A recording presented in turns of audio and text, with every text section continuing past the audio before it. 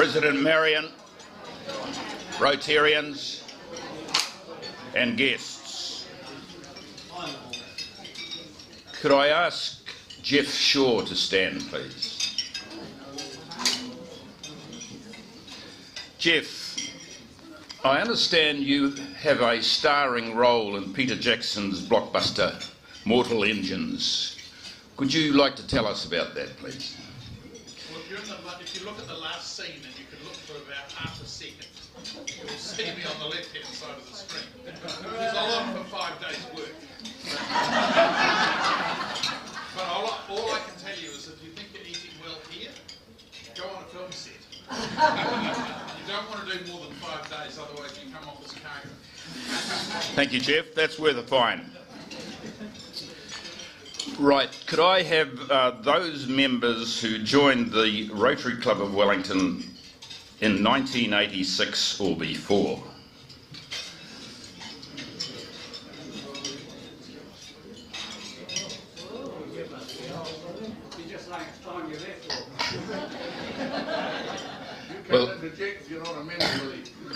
Well, gentlemen,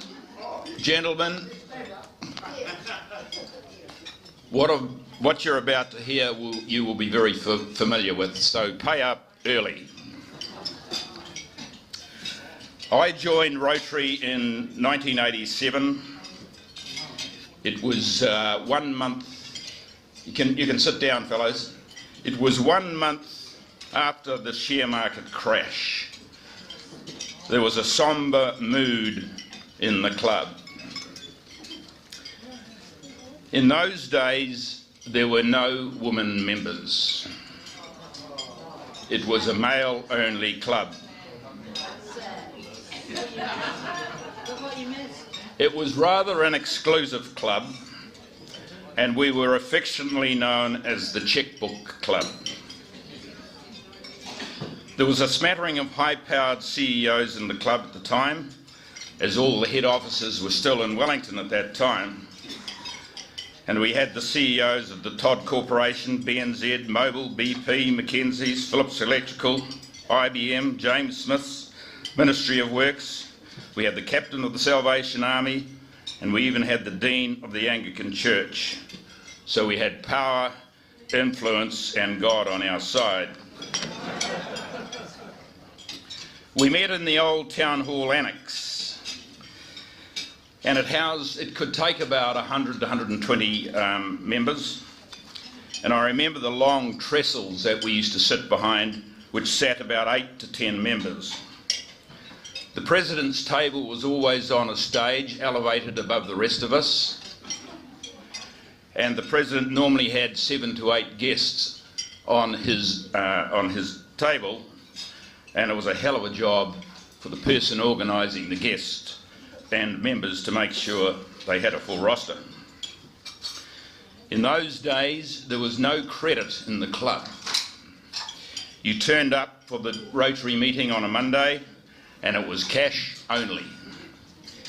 There were 3 members on the desk as cashiers, and their job was to collect the money and balance the books. So if the cashiers arrived late to dinner, you usually felt a bit sorry for them because they were having trouble balancing the numbers.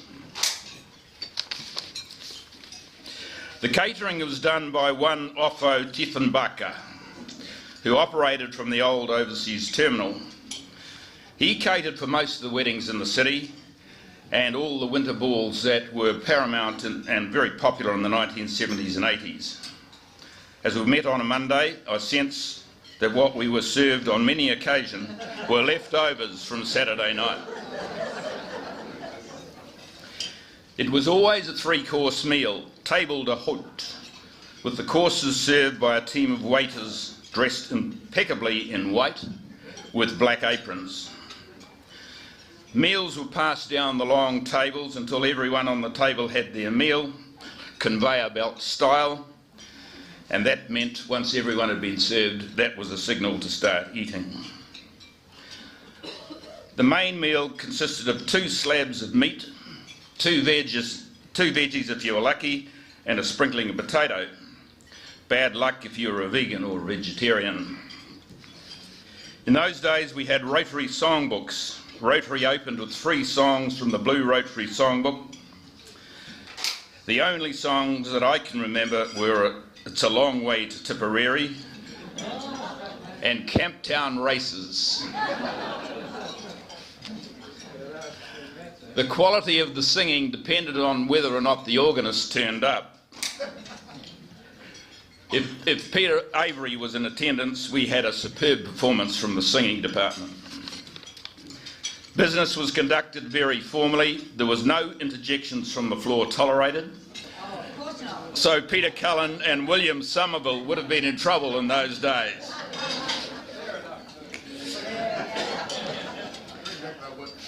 Attendance was monitored strictly, and if you hadn't attended enough meetings, you received a letter from the President. The meeting always finished with a resounding version of the national anthem, so you went back to your office recharged and invigorated. Let me conclude with a brief story, which was in the early days of my being a member. I turned up, sat down at the table where there was a vacant spot, had my soup served to me, and I was just about to tuck in when I got a shoulder tap from a ruddy-faced gentleman who said, "Young man, you're sitting in my seat." And I looked at him, I said, "I didn't know there were reservations going on here." He said, "Well, officially there isn't, but there's an understanding that this is my seat." So I picked up my suit and repaired back a couple of tables, sat down, finished my soup, and then another fellow who was inducted about the same time as me came along, and I started chatting to him. Doug was his name, I can't remember his surname, but anyway, I said to him, "Doug, see that fellow up there, further up, two tables up on the end there, do you know him?" And he said, "Yeah," he said, "he's a crusty old prick, but I tell you what, he's not a bad bloke once you get to know him." I said, "Oh, is that right?" And then he leaned in and said to me, "I'll give you a tip, don't ever sit in his seat." Be thankful that we've moved on from those days. Thank you.